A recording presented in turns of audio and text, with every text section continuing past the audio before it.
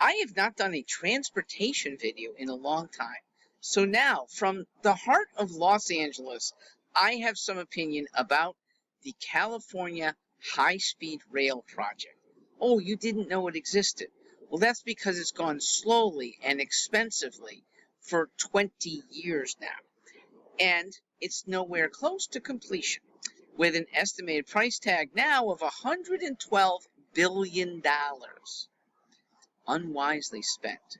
And that's about $12,000 for each tax-paying California family. Okay?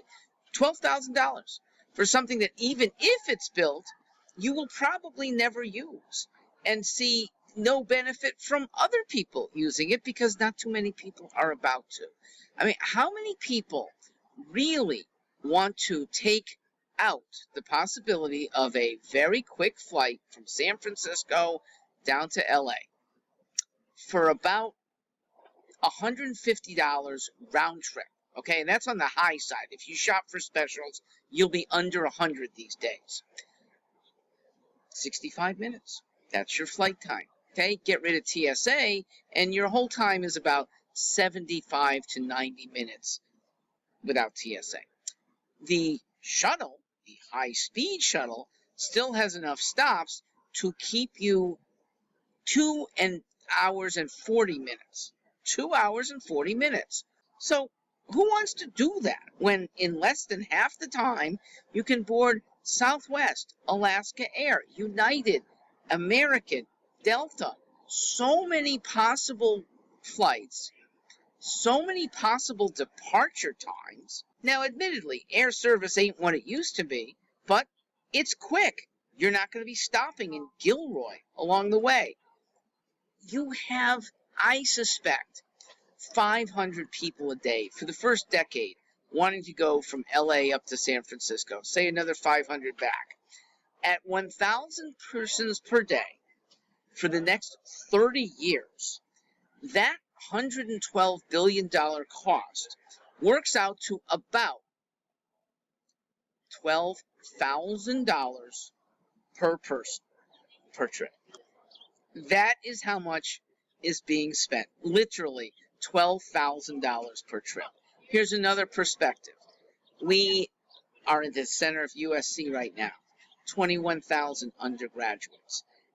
The cost of educating them, all 21,000 without them paying anything else for their tuition, would be covered with this $112 billion for the next 97 years.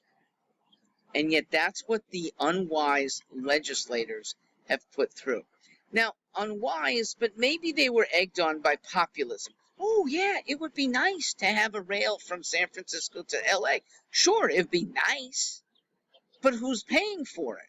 And when you put that to voters, which I'm sure this was never done, would you like to have $10,000 extracted from your family to have San Francisco to LA by rail as an option? I bet nobody says yes. Only legislators and the wonks and the construction and development and the consultation and the environmental consults, only they want to push for it. And since they're doing it with our money anyway, they're not constrained. Why do a survey when the people who are pushing for it and are in the money because they're taking government funds are just going to say yes? Well, legislative surveys are important. And I do think that people should look at every legislator who has voted repeatedly for this project. Okay? Maybe you got a whiff of it once, but they have approved it despite overruns of cost, changes of routes, and they haven't said no. Those who are willing to say no might deserve re-election.